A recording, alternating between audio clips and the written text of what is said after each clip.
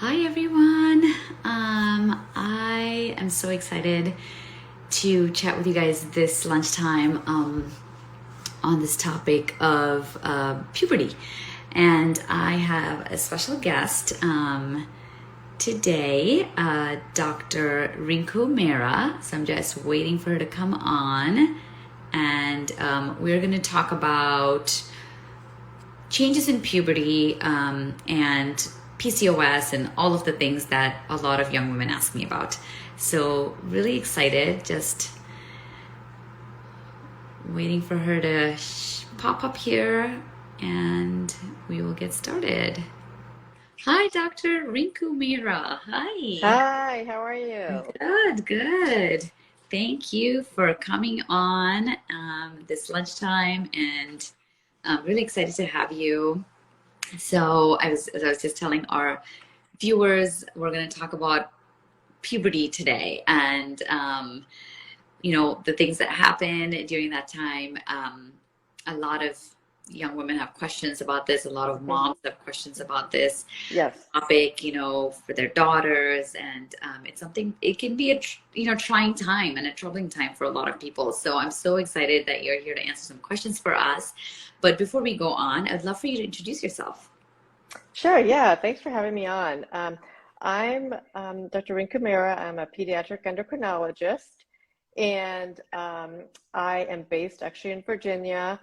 I have been practicing pediatric endocrinology for over 15 years, and I recently started my own telemedicine practice because there's a huge shortage of pediatric endocrinologists in the US, and there are a lot of questions about puberty that come up. In fact, over the pandemic, we saw an explosion of requests for evaluation for early puberty. And so I think it's really important for everyone to know what the normal timing of puberty is and what's considered abnormal, especially in girls. And it causes a lot of anxiety for parents. Yes, and as a gynecologist, I see young girls and teens and women, but more so 20s and 30s. But you, as a pediatric endocrinologist, are Mhm. really right there seeing that transition. So tell us a little bit about puberty and what is normal and what can somebody expect? Yeah, so if we're going to talk about puberty, I mean, I think we need to look to see, are we talking about puberty in girls or puberty in boys? And I think that causes a lot of confusion. We'll start by talking about puberty in girls. Okay, so the average age of puberty for girls, and this is average, is 10. So most girls start puberty at the age of 10. And what does that mean? That means some breast budding at the age of 10. Okay. And then shortly thereafter, they start to have a growth spurt and they start to grow and develop, and their breast development grows over time. And then they have their period, usually about 12. Now, the average age of menstrual periods has not changed in the US over the last 50 years. So it's the age of 12. What we see though is that people have concerns about, pubic hair, hair under the arms, and they say, is this a sign of early puberty? Is my 7-year-old who has this, is my 7-year-old going to have her period at 9?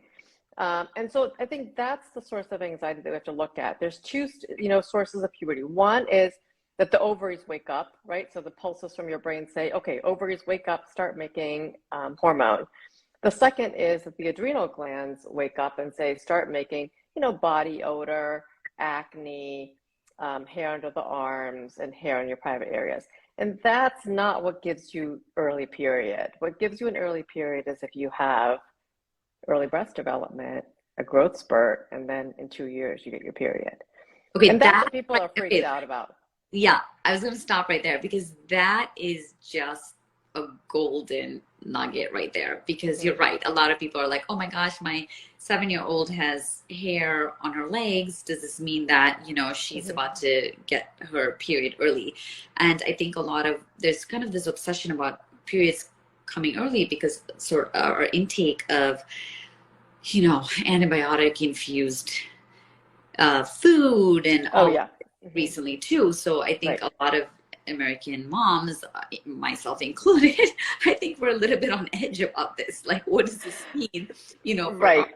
young girls? So that's such a good point that you mentioned. It is not the hair and necessarily body odor and things like that, but it's really the breast development and the growth spurt. Is that Yeah, right? so if we're worried, yeah, so if we're worried about period. Now, I will go back a step and say that the hair development, if it's excessive, and if it's a lot, it could be an issue with the adrenals. And so that probably needs to be evaluated as well, just to make sure there's nothing going on with that. So we do the evaluation. Most of the time when moms are worried, they're worried that their daughter is going to get her period early. And that's it. And so any sign that they see, so they see hair, they see body odor, they see acne, they see, anything at all, that's the question, is my daughter going to get her period early? And I think the answer to that question is you really need to have it, have it be looked at and just, make sure that you're in the normal path. If you're just having a little bit of acne or just a little bit of hair under the arms, probably not. But if it's a combination of factors, yes. And there are some things in the environment that may trigger early puberty. The problem is that there have not been good studies that show that this is really what's disrupting what's disrupting the normal pubertal development. But over time, we have not seen a change in how early girls are getting their period. Now, I will say that we are seeing breast development a little bit earlier. And one of the reasons for that is that girls are gaining weight. And so, especially over the pandemic, we saw a lot of weight gain that contributed to early breast development. So, we're seeing breast development early. Now, the trick there is to see, is this breast development rapidly increasing, or it's just sort of a slow process, or is it just body fat? And that's sometimes, something that needs to be evaluated. Got it. Okay. So then, can weight gain lead to early puberty? Yes. Okay. Yes. Right? Because then your breasts start to develop a little bit faster, and then yes. So average. what triggers early breast development is body fat. And what happens with body fat is body fat makes your body make a little bit more estrogen. Mm-hmm. And so that can trigger early puberty and early breast development. So if we look across the board, across all the literature, it's not the hormones in milk, across the board. It's not, plastic that we're seeing in, the water bottles. But what we can see across the board is that girls who start to gain weight and gain weight rapidly do have a risk of going through puberty early and having their period early. Okay. So the number one risk factor, even though we have environmental things and all of that going on, is really obesity then. Yes, that's right. Okay. That's right. So when we talk about anticipation of puberty for moms or other, young teens, what are some of the things that we should be thinking about in terms of our overall health? Like, what can we do to make sure that we're going to go through this process when we're supposed to go through it? Average age of 12, you said. So one you said was mainly, trying the risk factor of obesity, so trying to eat a little more healthy. Can you elaborate a little bit more on that? Like, when you counsel your patients, are you telling them, are you talking about other things that they need to be thinking about? Yeah, so when our patients, my patients come to me through the pediatrician's office, and so the pediatrician is always evaluating their patients for their height and their weight. And so what we want to do is really make sure that the height is really stable over time. Okay, so height for pediatrics is like a vital sign for us. Okay. And so what we want to look at is, your weight can fluctuate over time. As a baby, maybe you're heavy. As you get older, you get, slimmer over time. And making sure you have a healthy diet, getting plenty of exercise, staying away from screens, away from phones, which most of these kids, our kids are on nowadays. But really getting exercise and making sure that their weight is really steady on that growth chart. So not having, big jump in that, weight percentile. The other thing that's important is making sure that your height is stable. So the pediatricians will monitor and look at it. And what's a sign of puberty? We talked about breast development, number one, Number two is height. So you start growing, right? Girls in puberty, boys in puberty have a growth spurt. If you have a little bit of breast development, but your height is, you're saying on the same percentile, you're probably okay. You're probably not going to get your period early. But if your height starts jumping, you know, you're at the 25th percentile, and all of a sudden the next year you're at the 50th or 75th percentile, well, that's a growth spurt for you. And so that's a signal that says, okay, you're going to probably have your period soon. And you know what to do to prevent it, making sure you have a healthy weight, and don't gain weight rapidly. And sometimes it's hard for kids to do that.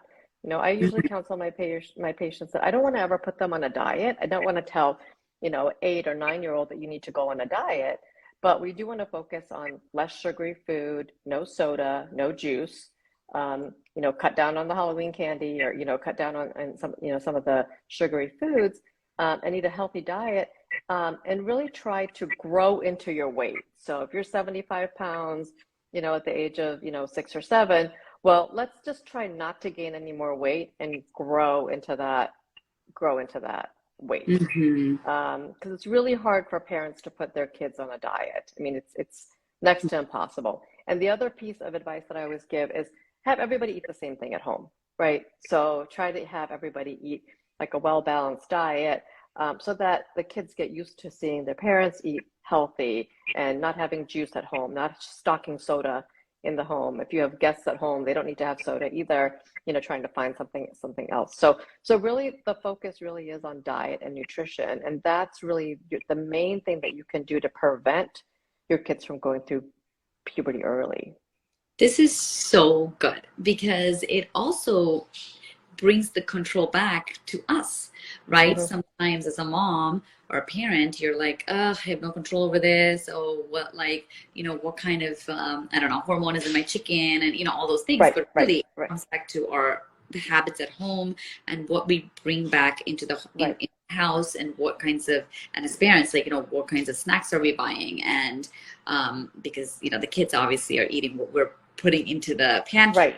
So this is a really great piece of advice for us. And I actually didn't realize that so much of it is coming back into, you know, a good diet right at this I mean, I have several of my patients come and say, you know, I buy organic milk, and I buy organic eggs, and I bought organic fruits and vegetables, and we don't, you know, have plastic in home, and their kids still go through puberty early, and they do.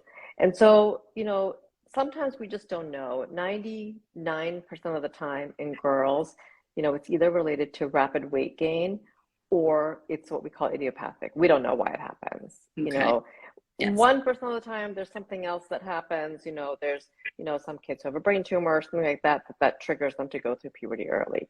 Knock on wood, in my, you know, over 18 years of practice, I have never seen a child who has gone through early puberty because of a brain tumor. So most of the time, that's not what happens. I mean, that, you know, there are instances that happen, but it's either idiopathic or it's rapid weight gain. And, you know, parents shouldn't lose sleep at night thinking, oh my God, it's going to be idiopathic. But, you know, what we can do is try to focus on, you know, diet and exercise and really a healthy lifestyle to try to prevent them from going through puberty early. Yes. Okay. So good. All right. So now, what are some warning signs that young teens need to look out for, or their parents, as to, okay, something is not right. I actually need to seek care. And hopefully everyone's going to the pediatrician, but we know that doesn't happen always either. So what would you say to that? Yeah. So, you know, I think the anytime a girl starts having breast development before the age of 8, that's considered to be abnormal. So, you know, if there's somebody who comes and says, you know, my daughter has early breast development, and the breast development is at 7, that needs an evaluation. Because, you know, there may not be anything, but if she has her breast development at 7, she's probably going to get her period at 9. And so that's disturbing for a lot of parents. Not to mention, a girl at the age of 9 is developmentally not mature enough to have her period at that stage. And the other piece we didn't talk about is girls who go through puberty early, well, you know, say they have breast development at 7 or 8 even, they have rapid growth with regards, they get their growth spurt. And so they may look really tall, right? So everyone's like, oh, she's really tall for her age. Well, she's going to end up being short because she grows really fast and her growth plates close. So, Huh. the two risks are they go, they're developmentally not ready to go through puberty, not developmentally ready to get their period. And then the second thing is that they end up being short and sometimes, like 4'9", 4'8". And so, and those are the reasons to get evaluated to see what's going on. And, girls can have breast development at 9. I don't worry when they have breast development at 9. Even at 8, if it's slow and slowly progressive, probably needs to have an evaluation just to make sure they're not going through puberty rapidly. But anything before 8 definitely needs an evaluation. Okay. So you said that if they do undergo, can you just explain that a little bit more as to if they have that growth spurt really early, you're Mm-hmm. saying that their plates close because they've just gone through that phase much earlier. Yeah, so they go through puberty really fast. They get rapid skeletal maturation. So their skeleton matures pretty quickly, and their growth plates. So you have all these growth plates between your fingers here that we Hmm. look at, and your bones, your knees. And so if you go through puberty rapidly, you grow super fast, and you just close those growth plates early, and Okay. so you just stop growing early. And unfortunately, I've seen lots of kids who don't get that evaluation, and then they come to me at like 10, they've already had their period, and their growth plates are almost closed, and they're 4'9", 4'8", 4'9". And at that point, we can't do anything. We can't do anything to slow puberty down. We can't do anything to make them taller. And so, it's not the end of the world, but really, like for the girls, they just feel like they want to grow taller, and they don't want to be that height. And so it's hard for us to do anything at that stage. Wow, I didn't realize that they closed that quickly. Yeah. Okay. So, but if you were undergoing puberty at a normal stage, so Hmm. 10, and then you got your period at 12, I mean, Hmm. typically you're growing till, I thought it was 18. Is that not right? No, no, most girls, their growth plates close at 14. Oh, okay. See, Yeah. I'm learning something So new. boys Okay. boys are about 16, but girls are closer to 14. Okay. So kind of So what by your 14, height is yeah, at 14 is yeah, what that's what your height it is. is essentially. Yeah. Okay. So Okay. most of your growth is between 10 and 12 for a girl, and then by the time you're 14, you're done. Okay. So say somebody got their period early, 9 or 10.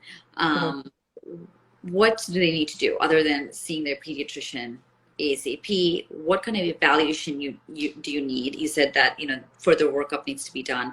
What are Yeah. the next steps? So if they have their period at 10, if they have their period, um, from a medication perspective, there's not a lot we can do at that stage. Other than, if we give them medicine to just stop them from having a period. So giving them an injection of Lupron or something to just prevent them from having a period. Um, but that medicine itself causes weight gain. Mm, And so it's not a great option because at that stage, all it's going to do is just prevent them from having a period. right. But they're not going to grow taller.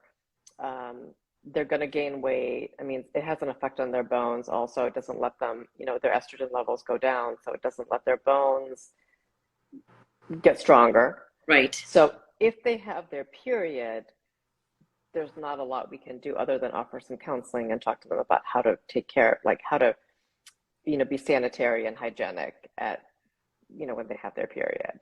Because So we now there's wanted, body odor and all the other things. right, right, yeah. So, but what we want to do is try to find out, if they have their period before 10. So really, and it's different because some moms will say, like, I don't give her, I don't give my daughter a bath anymore. They're 6 or 7 and they're going in the bath or taking a shower on their own.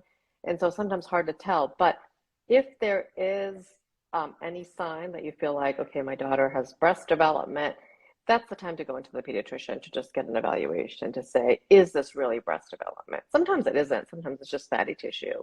But what we want to do is have the visit to the endocrinologist's office right when you start thinking that you have a little bit of breast development, because we can take a look and say, no, this is fatty tissue, or let's just do some hormones and evaluate, come back in 6 months, it's like, take a look at it.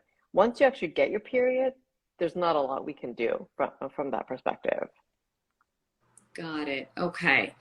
So the average age you said was 12 to get your period. So if someone gets their period, like when are there no options left? Is it like when they get their period at 9, 10? What about 11? Yeah, anytime they get their period. Like I mean, as far as options are concerned, there's always options, right? So I have some girls who come to me who they just mentally, like, they can't not take care of, they can't like change their pad, they can't put a tampon in, they can't do that stuff. Right. And so then I actually send them to the gynecologists and or adolescent gynecologists to say, can you do something to just stop them from having a period? Like, that's where you would come in. I would say, okay, like, please see my patient, she's already had her period, there's nothing I can do, but she can't take care of herself and she needs to have that period stopped. So that's what I would do at that stage. But otherwise it's really educating the girls to say, like, you're going to get this every month. This is going to happen. You need to keep, a pad. Usually most girls don't want to use a tampon, but you need to use, a pad, or period underwear. I don't know how much you utilize that, but I've utilized that a lot in the girls to say, this is the period underwear that you wear right before you're going to get your period. Take a change of clothes with you. Make sure you have a change of underwear and start tracking when you're going to get a period. And I usually encourage the moms to track the period so that they can help their daughters out to say, this is the next time that you're going to get a period and what do we do about it? And I think education really for the girls should come, 8, 9-ish from the parents. I'm not saying the school needs to do that, but, at least definitely around the age of 9 to say, like, maybe start talking to your daughter every once in a while to say, you're going to start noticing some changes in your body. Let me know what changes you see so we can talk about it. And if you see that it's rapid or progressive, then that's the time to get evaluated, either seeing a pediatrician, seeing the pediatric endocrinologist. And definitely by the age of, if they haven't had a period at 11, I would definitely start, like, talking about it on a regular basis. Like, this could happen. Because I remember with my own daughter, I was telling her, like, oh, it's gonna happen, and then all of a sudden it just came, and she was like, Mom, you said it was gonna be another like 6 months. Right. So the anticipation and just preparation key, and makes them also less freaked out. Right. You don't want them to freak out. You do not want them to freak out. This is a normal process. Right. All girls go through this. This is a normal thing. Some girls, it happens a little bit earlier. If they have their period at 11, that's okay. We don't do anything at 11. 11 is considered within the normal range to have your period. Okay. So, it starts when, like, girls are having their period at 9. Like, that's, it's just psychologically, I think it's just more for them to take than having their period, at 11. Yes. So, but 10 is also too early, right? 10 is early. 10 is early. Okay. So, but the Pediatric Endocrine Society says, our guidelines say early precocious puberty is defined as a girl having breast development before the age of 8. Okay. So that's the definition of precocious puberty, before the age of 8. That means they're having their period at 10. Or 9-ish, 9.5. You get your period like a year and a half to 2 after the development. So right. For all the parents watching out there, if you've got a daughter, it seems like the thing to really watch out for is the breast development. And seeing when that is starting, because that's going to set off the timeline. Right. And if you're noticing that, before 9 or 10, then that could be a red flag and you need to see a pediatrician. Right. Is that right? Is that fair? That's right. Yeah, definitely before the age of 8. That needs definitely to be before age of 8. Okay. Seen. Yeah. Yeah. Okay. And talk to your kids around 8. You don't have to necessarily tell them all about the period, but just that your body is going to be changing and and like a lot of kids have hair. They have hair under their arms. They get body odor. That's a different process. So most of the time, that hair is not going to let them get their period early. Like, that's not the case, but certainly that can be evaluated too by the pediatrician. But really what I worry about periods is breast development before 8. Yeah. Okay. Well, this is like just so much useful information. Thank you so much.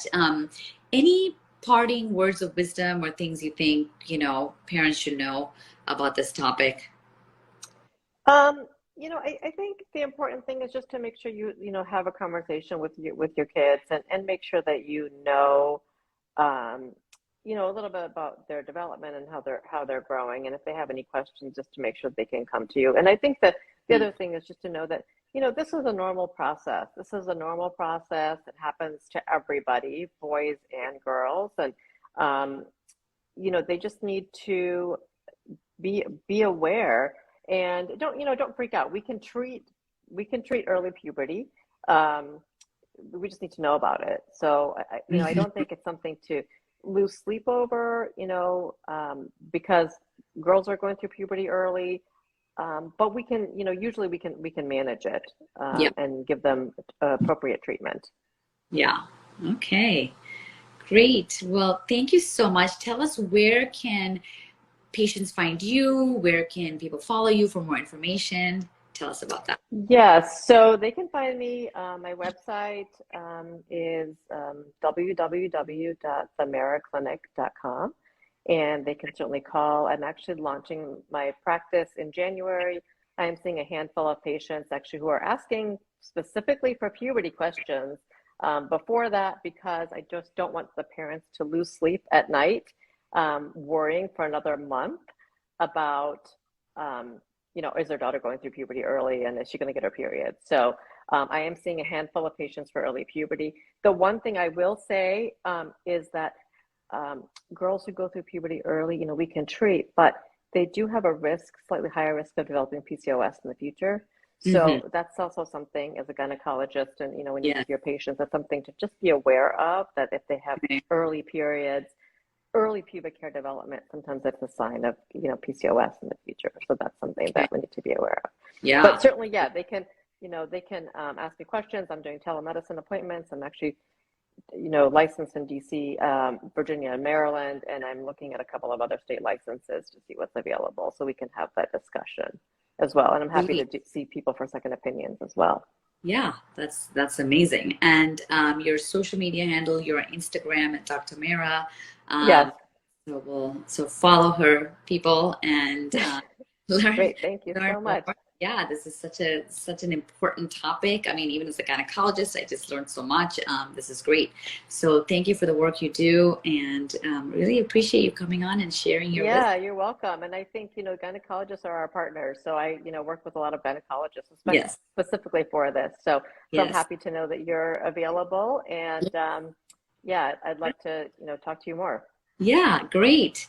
Well, thank you so much and have a great afternoon. Thank you to all those who watched. If you're watching the replay, please type in hashtag replay. This will also be uploaded to my YouTube channel at TheFibroidDoc. So please tag a friend or family member who could use this information. I know I'm going to send this to a bunch of my friends who have young girls. This is great information. So please feel free to send this to a friend.